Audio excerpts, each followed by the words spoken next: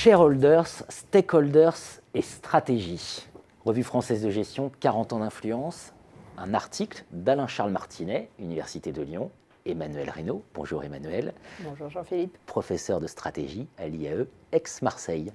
Shareholders, stakeholders et stratégie, c'est l'un des 19 articles les plus influents de l'histoire de la Revue française de gestion. Qu'est-ce que c'est les shareholders et qu'est-ce que c'est les stakeholders? Donc, shareholders, ce sont les actionnaires, donc ce sont les propriétaires de l'entreprise. Stakeholders, ce sont les parties prenantes. Donc, parties prenantes, c'est un mot qui a été popularisé par Freeman. Et ce sont tous les acteurs qui gravitent autour de l'entreprise, alors ceux qui contribuent à sa survie ou bien à ses objectifs. Et donc, pas strictement les apporteurs de ressources. Oui, les actionnaires sont une partie prenante parmi d'autres. En fait. Voilà, très bien. Et donc, ce texte qui venait se positionner, enfin positionner le débat entre la shareholder theory et la stakeholder theory, et nous montrer que la stratégie suppose de savoir où on place le curseur. Mais voilà, c'est ça. On essayait de voir les limites de ce modèle financier, qui est plutôt adopté justement par les financiers, et de montrer que le modèle financier qui privilégie les actionnaires est un modèle intéressant, qui, notamment pour des modèles mathématiques plus stylisés, mais qui a des limites, et notamment en stratégie. Et on montre ça dans cet article écrit avec Alain Charles. Le modèle shareholder, c'est l'entreprise est là pour créer de la valeur pour l'actionnaire, point. Oui, c'est voilà. ça. Le modèle stakeholder, ce que vous nous expliquez, c'est que ça, voilà, quand on fait de la stratégie, il faut avoir une vision plus complexe. Oui, voilà, c'est ça l'idée. C'est-à-dire qu'en fait, vraiment, le modèle financier, c'était de décrire un principal, les actionnaires, qui confient la prise de décision, enfin, qui confient quelque chose, mais dans ce cas, la prise de décision à un agent, les dirigeants. Et donc, les dirigeants vont prendre des décisions en nom et place des actionnaires, en quelque sorte. Et comme dans ce modèle, on considère que les dirigeants ont une rationalité complète et qu'ils sont opportunistes, évidemment, les actionnaires ont quelques raisons de s'inquiéter. Donc, de fait, ils vont essayer de limiter le fait que le dirigeant, parce que l'ensemble des acteurs dans ce modèle sont censés ne privilégier que leur intérêt personnel. Donc là, les actionnaires vont se dire, non, on va essayer de les contrôler ou de les inciter pour que les dirigeants soignent bien la rentabilité des actifs des actionnaires. Donc comment ils font? Ils vont, par exemple, indexer le salaire des dirigeants sur la performance financière ou économique, et ils vont contrôler via, par exemple, le conseil d'administration qui vote les décisions ou la menace d'une OPA qui serait là pour évincer les dirigeants non suffisamment performants. Voilà, en quoi cette vision pose problème quand on s'interroge sur la stratégie? Elle est intéressante. Donc vraiment, ce n'est pas le fait qu'on la rejette, mais on dit qu'elle est insuffisante. Donc on pense qu'elle existe, et notamment au niveau d'un groupe, c'est très bien pour diriger au niveau du groupe, pour satisfaire les actionnaires, pour privilégier suffisamment de rentabilité, très bien.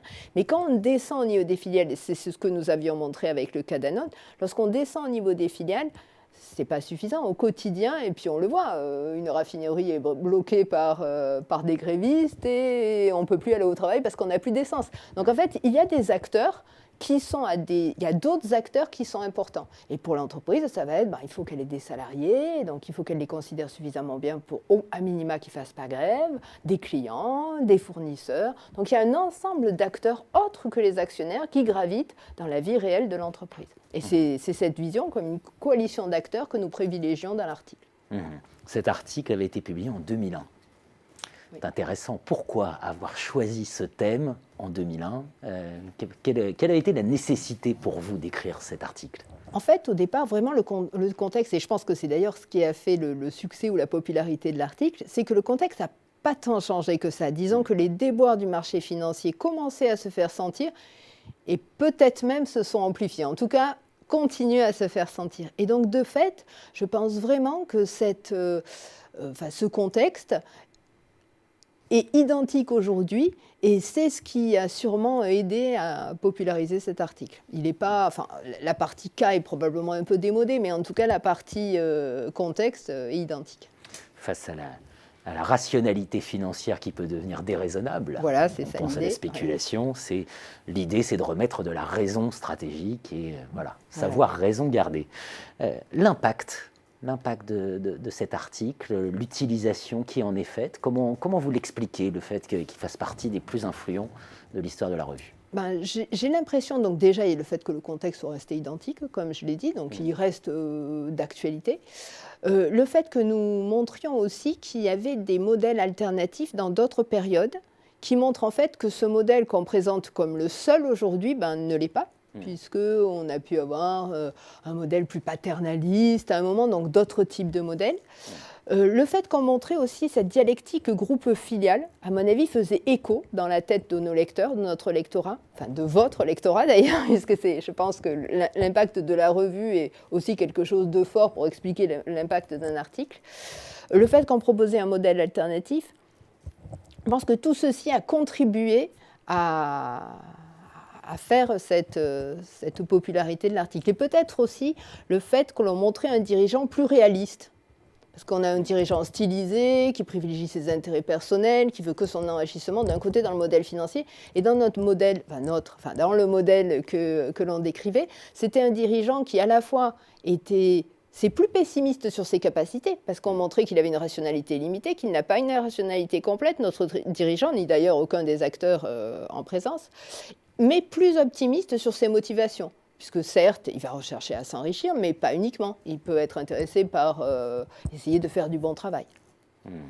Shareholders, stakeholders et stratégie, ça apporte des éléments de réponse aussi. On pense aux étudiants, par exemple, qui disent « mais l'entreprise, elle est là pour faire du profit, point ». Non, vous nous expliquez que voilà, ça peut être nécessaire le profit, mais ce n'est pas forcément le but. J'aime bien, je leur passe au début une petite vidéo d'Emmanuel Faber, donc beaucoup plus récente, mais juste avant qu'ils prennent la direction de Danone, et ils montrent justement cette idée-là, en disant que voilà, il y a différents acteurs. Donc ils montrent en fait une approche qui est quand même un petit peu dans cette direction, disant que lui, il vient de la finance, donc certes, l'approche actionnariale est importante, mais il montre aussi l'impact des autres parties prenantes. Et donc moi, je le fais via, par exemple, cet aspect-là, ou après, j'ai refait quelques petits cas sur Danone, mais j'ai vu que certains de mes collègues utilisaient vraiment cet article en cours. Ils m'ont dit qu'ils utilisaient cet article en cours.